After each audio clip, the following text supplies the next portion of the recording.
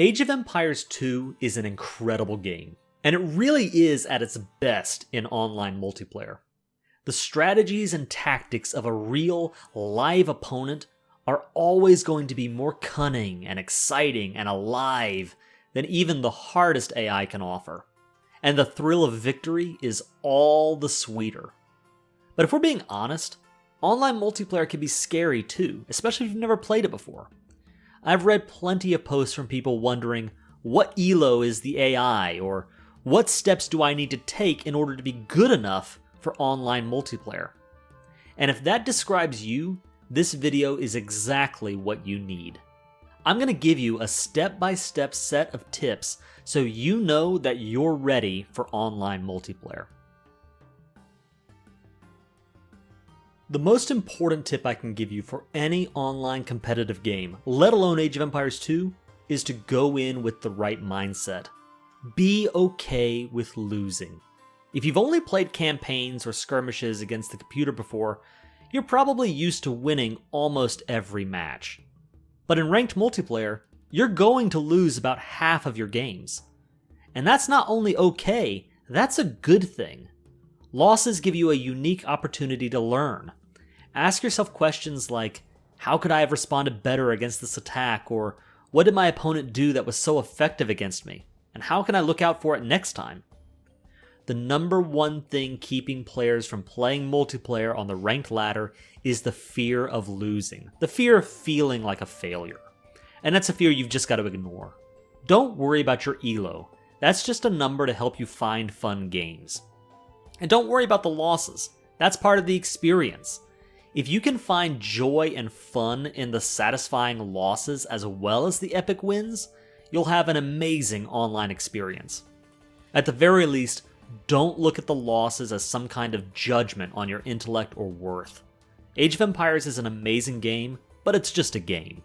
Embrace the losses alongside the wins, and you'll have an awesome time.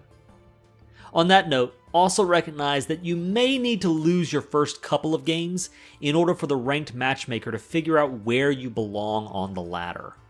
Maybe you'll win your first game, but I think it's safest to go in with the anticipation of losing your first, I'd say 5 to 10 games. By the 10th game at the absolute latest, you'll be getting matched with other players who are playing at the exact same skill level as you. You could stop the video right here and jump right onto the ladder if you wanted to, and you'd be ready. You already have everything you need to play the game and have fun. But I'm guessing if you're watching a video called AoE2 Tips for First Playing Online, you still want to feel as equipped and ready as possible for your first dive into online matchmaking. So if you're interested, here are the rest of the tips on how to get good.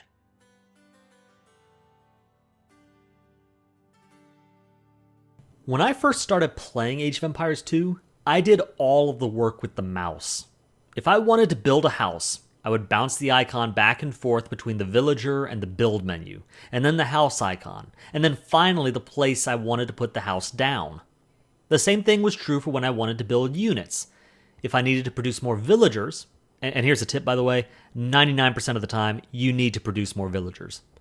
But if I needed to produce more vills, I'd have to scroll the map over to the town center, click the town center, bounce the mouse icon down to the villager icon, and then click it a few times. And meanwhile, my keyboard hand was just resting on the desk doing nothing. This method makes your gameplay surprisingly slow, slower than you might expect. You want to be using your keyboard as well as your mouse in order to get your commands in quickly and fluidly.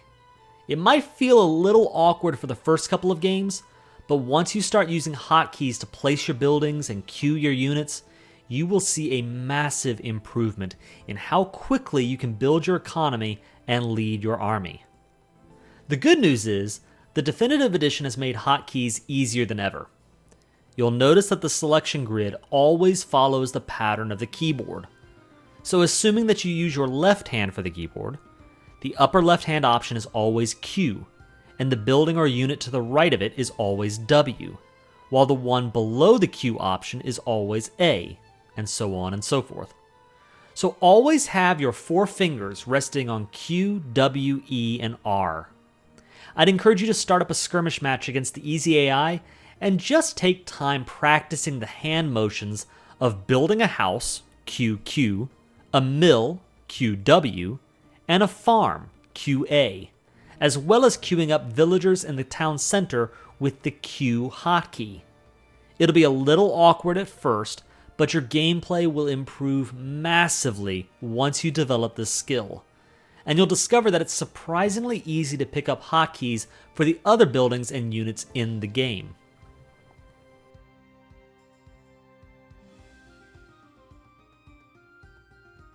Probably one of the most simple yet important tools available to you are waypoints. Waypoints allow units to get to work as soon as they are created. It'll save you both time and mental bandwidth, so I encourage you to start practicing these as well. For example, let's say that I want the next 4 villagers to go to wood. If I'm not using waypoints, then I'll have to come back to the town center every time a villager is created and give him or her the command to chop trees. Or I could just select the town center and right-click the trees, and new villagers will automatically go to the wood line until I give the town center a new waypoint.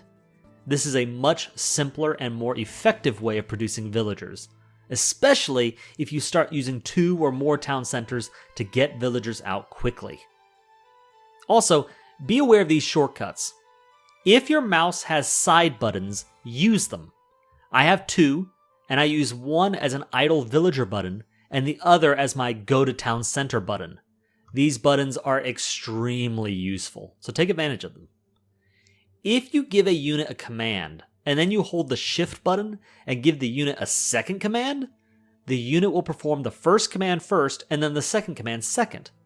You can chain a whole series of commands all at once, and I use shift commands in every game of Age of Empires 2 I play. So this is an important technique to learn. You can also use shift to queue up 5 units at a time instead of 1 unit at a time.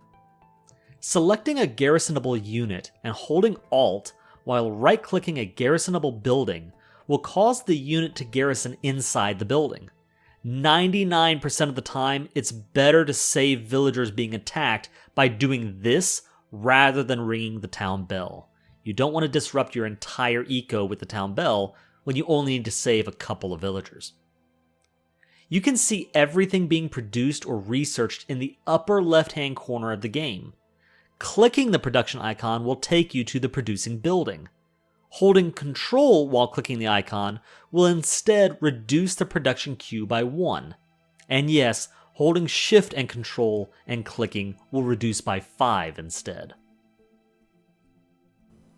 My 4th tip is to do the Art of War challenges.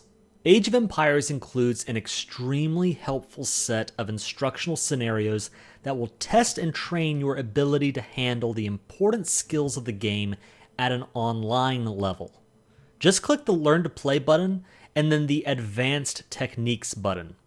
Don't worry so much about hitting gold in every scenario. Some of them are very hard. But at least play each scenario once to get a sense of what is possible and where you can grow stronger. Have you ever wondered, how do I get an army of archers out quickly? Or what's the fastest way to get to the castle edge and get knights to attack my opponent? If so, the interactive build order guide is the perfect tool for you. To get the guide, just select the mods menu in the options, then browse mods for interactive build order. Subscribe to the mod and make sure it's checkmarked in your installed mods menu. To use the guide, go into the skirmish menu and select custom scenario. You may need to restart the game after downloading the mod, but once you do that, you'll see a whole host of different possible strategies, and the game will walk you through the step-by-step, villager-by-villager approach to whatever early strategy you identify, such as an early scout rush or fast castle into knights. The game will grade your speed and effectiveness, but as a newer player, I wouldn't even worry about the grade. I got Fs the first few times I played through them, and that's okay. Simply trying out the guide and seeing the steps it recommends you take for different strategies will make you a better player that thinks just a little bit more about the moment-by-moment gameplay.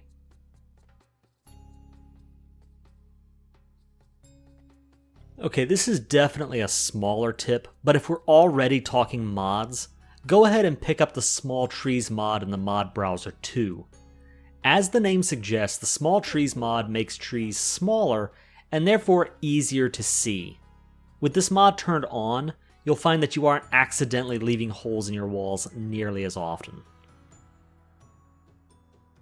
For my 7th tip, I recommend for your early online experience that you choose a particular civilization and stick with it. You're already learning so many new things about the game. Having your civilization's strengths and attributes be a fixed, known factor will help you keep your attention on the new skills you're already learning. Plus, if you main a particular civ, you already know what kind of strategy is best for that civilization. Britons are a fantastic choice if you want to learn archers, for example, while maining Franks means that you can focus on playing cavalry. I'll put out another video soon on the best civs to pick for learning the game, so keep your eyes out for that video. But for now, suffice it to say that picking one civ and sticking to one strategy will help you drill down and develop the gameplay habits you need to succeed. And the last step is to simply dive in and get your feet wet on the online ladder. The simple truth is, the best way to prepare for ranked online gameplay is to actually play ranked online gameplay. If you followed all of these steps, you are more than ready for whatever Age of Empires 2 online multiplayer can throw your way. Remember to be a good sport, so always start off with a good luck, have fun, and win or lose, end it with a good game. That's it, guys. Thanks for watching this video, and good luck with your online adventures. This is the Iron Kaiser, signing off.